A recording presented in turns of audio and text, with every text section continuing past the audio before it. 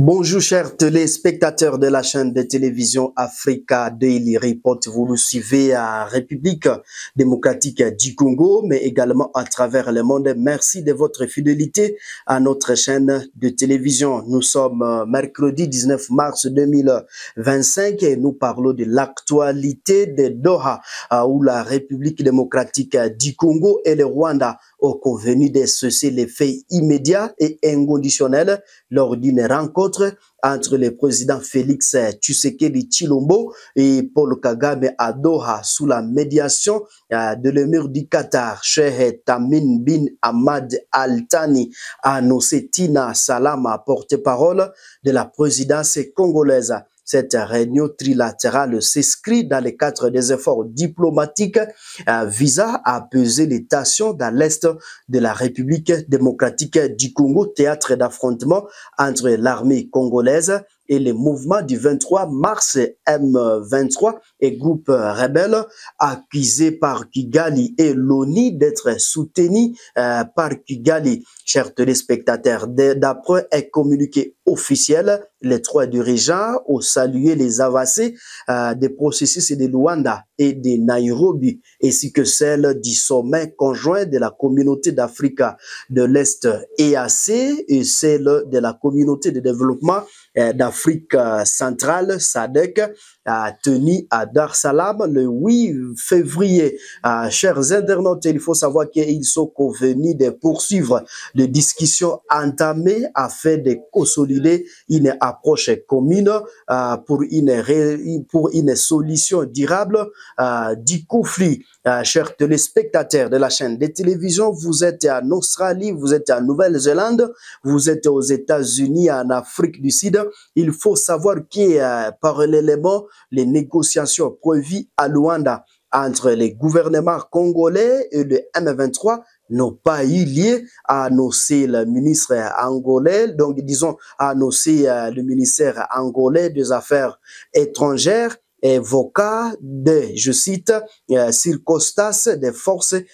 mangères. Il faut savoir que le gouvernement de la République d'Angola a qu'à lutter, donc des médiateurs continuent de faire tous les efforts pour que la réunion ait eu lieu et à temps. Chers téléspectateurs, il faut savoir qu'il a réaffirmé que le dialogue est la seule solution durable pour la paix dans l'est de la République démocratique du Congo et précise et le communiqué selon plusieurs sources diplomatiques, le mouvement du 23 mars M23 et l'AFC de Corneille Nangaa a refusé de se rendre dans la capitale angolaise, dénonçant les sanctions de l'Union européenne contre certains de ses dirigeants comme un obstacle au dialogue. Mais il faut retenir que pendant ce temps, le ministre des Affaires étrangères de la SADC et de l'EAC est réuni le 17 mars à Harare au plaidé pour un renforcement des mécanismes de vérification à République démocratique du Congo. Je cite: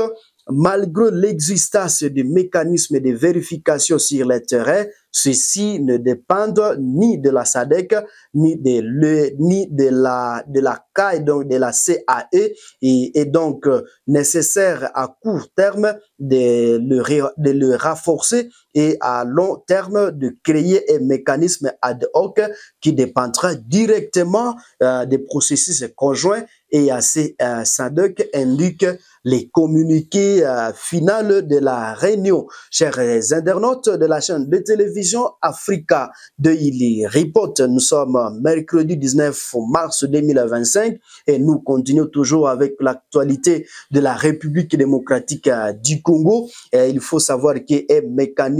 mécanisme conjoint de coordination technique a été mis en place pour suivre la mise en œuvre de décisions du sommet conjoint et à ces SADC.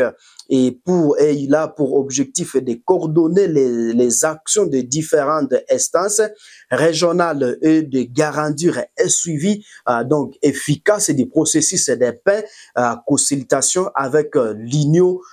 africaine. Il faut savoir que les États membres ont jusqu'au 31 mars pour soumettre leur contribution au protocole d'accord entre l'EAC et la SADC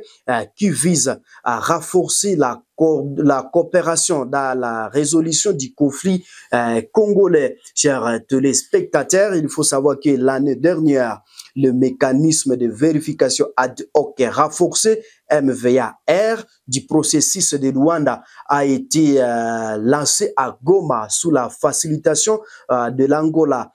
destiné à surveiller le respect du cessez-le-feu et enquêter sur les accusations mutuelles d'agression entre Kigali et Kinshasa. Ces mécanismes intègrent donc des officiers de liaison et congolais et rwandais. Mais pour le moment, donc pendant ce temps, alors que la République démocratique du Congo a déjà envoyé des délégués, le Rwanda n'a toujours pas désigné des experts, ce qui freine son opérationnalisation.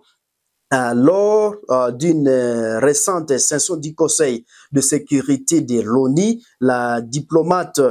congolaise Thérèse Kayikwamba Wagner a dénoncé cette attitude de Kigali, accusant le Rwanda de ne pas respecter ses engagements internationaux. Et voilà, nous sommes à la fin de la description de l'actualité de Doha, donc dans le Qatar, où les deux chefs d'État et le Paul Kagame, le président du Rwanda, et Félix Antoine Tshisekedi Tshilombo de la République démocratique du Congo, et ils se sont rencontrés à Doha et donc à Qatar avec le président du Qatar qui est le Cheikh Tamim bin Ahmad Al Thani, comme l'a annoncé en tout cas Tina Salama, porte-parole de la présidence angolaise. Si c'est la première fois de nous suivre, chers internautes, ne manquez pas de vous abonner ainsi que aimer, partager nos vidéos et commenter sur l'actualité de la République démocratique du Congo. C'est notre première vidéo pour ce mercredi 19 mars 2025 et nous allons y revenir pour la deuxième édition d'actualité. Et si c'est la première fois, ne manquez pas en tout cas de partager nos vidéos et de vous abonner. Je suis Morampenzi Monzekele à la présentation. Au revoir.